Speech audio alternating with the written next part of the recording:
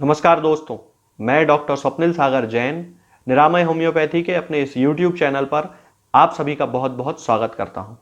दोस्तों, हम आज बात करेंगे टेस्टोस्टेरॉन के बारे में और यदि किसी पेशेंट में टेस्टोस्टेरॉन के लेवल में कमी आ गई है तो किन होम्योपैथिक दवाओं से हम टेस्टोस्टेरॉन को वापस उसके नॉर्मल लेवल्स पर लेकर आ सकते हैं। तो चलिए दोस्तों शुरू करते हैं।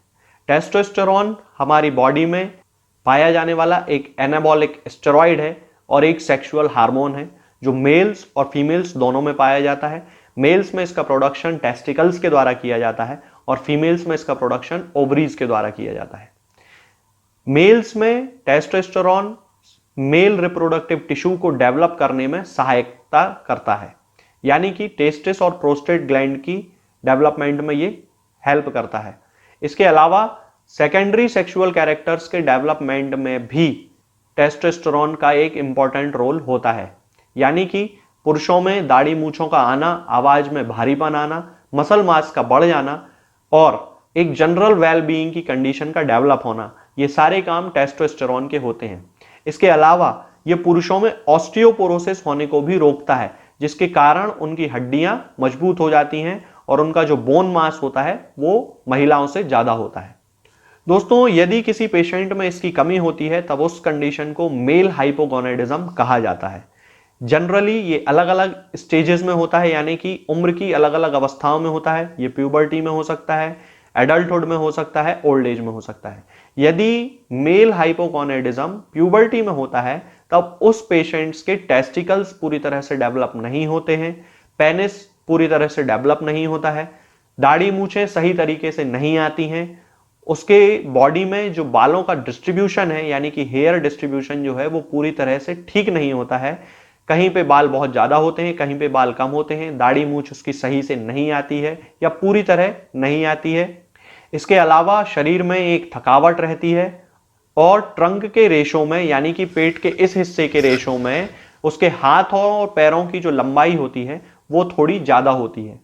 इसके अलावा कई सारे पेशेंट्स में टेस्टोस्टेरॉन की कमी के कारण गायनेकोमेस्ट्रिया भी देखने को मिलता है, यानी कि पुरुषों में महिलाओं की तरह स्तन का डेवलप हो जाना या ब्रेस्ट का डेवलपमेंट हो जाना। इस कंडीशन को गायनेकोमेस्ट्रिया कहा जाता है। अब हम बात करते हैं कि यदि किसी एडल्ट पेशेंट में टेस्टोस्टेरॉन में कमी आती है तब उसके कारण उसमें क्या सिम्टम देखने को मिलते हैं। तो सबसे पहले उसकी जो सेक्सुअल डिजायर होती है वो लो हो जाती है, यानी कि उसके अंदर किसी भी तरह के सेक्सुअल इंपल्स देखने में नहीं आते हैं। इसके अलावा उसके शरीर में थकावट रहती है, फटीग रहती है, उसके बाल बहुत ज्यादा झड़ने लगते हैं, बॉडी में फैट का डिपोजिशन होने लगता है, शरीर मोटा और थुलथुला होने लगता है। इसके अलावा उनकी हड्डियों में भी कमजोरी आने लगती है और इरेक्टाइल डिस्फंक्शंस उस पेशेंट में बहुत ज्यादा हो जाते हैं, क्योंकि मसल्स में रिलैक्सेशन होने लगता है, जिसके कारण उसके पेनिस में भी रिलैक्सेशन हो जाता है और इंटरकोर्स के लिए उसके पेनिस में बिल्कुल भी इरेक्शन नहीं होता है, बिल्कुल भी कड़कपन नहीं आता है। तो ये जो सारे सिम्टम्स होते हैं ये एडल्ट्स में टेस्टोस्टेरॉन की कमी के कारण देखे जाते हैं। इसके अलावा बहुत सारे पेशेंट्स में मूड स्विंग भी देखा जाता है, यानी कि उनके स्वभाव में बहुत ज्यादा चिड़चिड़ापन आने लगता है, इरिटेबिलिटी आने लगती है, छोटी छोटी बातों में उनको गुस्सा आने लगता है। तब ये भी टेस्टोस्टेरॉन की कमी का ही एक सिम्टम है। इसके अलावा बहुत सारे पेशेंट्स में टेस्टोस्टेरॉन की कमी के कारण स्पर्म काउंट भी लो हो जाता है। इसके कारण उनमें इनफर्टिलिटी यानी कि नपुंसकता डेवलप हो जाती है। दोस्तों, अब हम बात करते हैं कि टेस्टोस्टेरॉन के लेवल्स में कमी किन कारणों से आ सकती है, यानी कि मेल हाइपोगोनेडिज्म किन कारणों से डेवलप हो सकता है। तो इसके कारणों के आधार पर इसको दो भागों में डिवाइड भी किया जाता है। सबसे पहले आता है प्राइमरी हाइपोगोनेडिज्म। प्राइमरी हाइपोगोनेडिज्म में पेशेंट के अंदर किसी भी प्रकार के कंजेनाइटल डिसऑर्डर के कारण, यानी कि आप मान लीजिए क्लिनीफेल्टर सिंड्रोम है, उसके कारण उसमें टेस्टिस का डेवलपमेंट सही नहीं हुआ है, जिसके कारण वो टेस्टोस्टेरॉन प्रोडक्शन ही नहीं कर पाते हैं, यानी कि उसके जो पेशेंट के जो टेस्टिस होते हैं वो टेस्टोस्टेरॉन का प्रोडक्शन सही से नहीं करते हैं। इसके अलावा कई पेशेंट्स में कीमोथेरेपी भी प्राइमरी हाइपोगोनेडिज्म का कारण होती है और बहुत सारे पेशेंट्स में मम्प्स के कारण भी टेस्टोस्टेरॉन के लेवल में कमी देखी जाती है। इसके बाद आता है secondary hypogonadism. Secondary hypogonadism patients में मालन्यूट्रिशन के कारण डेवलप हो सकता है, स्ट्रेस के कारण डेवलप हो सकता है, लिवर सिरोसिस के कारण डेवलप हो सकता है, ओबेसिटी के कारण भी देखने को मिल सकता है, पिट्यूटरी ग्लैंड में किसी प्रकार की एबनॉर्मेलिटी या ट्यूमर डेवलप हो जाता है, उस कारण भी सेकेंडरी हाइपोगोनाडिज्म कई सारे पेशेंट्स में देखने को मिलता है। दोस्तों अब हम बात करते हैं कि किन होम्योपैथिक दवाओं से हम मेल हाइपोगोनाडिज्म को पूरी तरह से ठीक कर सकते हैं, यानी कि टेस्टोस्टेरोन के जो लेवल्स होते हैं यदि किसी पेशेंट में कम हो गए हैं तो हम किन होम्योपैथिक दवाओं से उन्हें नॉर्मल लेवल पर लेकर आ सकते हैं। तो इसके लिए मैं आपको एक कॉम्बिनेशन बताता हूं दोस्तों। मैंने अपनी क्लिनिकल प्रैक्टिस में इस कॉम्बिनेशन का बहुत सक्सेस के साथ यूज किया है और बहुत सारे ऐसे पेशेंट्स हैं जिनमें टेस्टोस्टेरोन का लेवल जो है वो नॉर्मल से कम हो रहा था, तो उन पेशेंट्स में टेस्टोस्टेरोन का नॉर्मल लेवल पर आ गया। इसके लिए दोस्तों आपको 3 मेडिसिन लेकर आना है। सबसे पहले कैलेडियम 30 पोटेंसी में, इसकी 2-2 बूंद दिन में 3 बार 1 चम्मच पानी में मिलाकर हमें पेशेंट्स को देना है। इसके बाद टेस्टिस सिकेटी नाम की एक मेडिसिन होती है जिसे 3x पोटेंसी में हमें लेकर आना है और इसकी 4-4 टैबलेट्स दिन में 3 बार सुबह दोपहर शाम खाना है। और इसके बाद आपको 2 मदर टिंचर लेकर आना है दोस्तों, अश्वगंधा मदर टिंचर और ट्रिब्यूलस टेरेस्ट्रिस का मदर टिंचर। इन दोनों की आप 30-30 ml की बॉटल्स लेकर आएं और उसको एक 100 ml की बॉटल में, अच्छी साफ बॉटल में आप उसको भर लें और उसको अच्छे से शेक कर लें और इसमें से आपको 15-15 बूंद दिन में 3 बार आधे कप या 1 कप पानी में मिलाकर पीना है।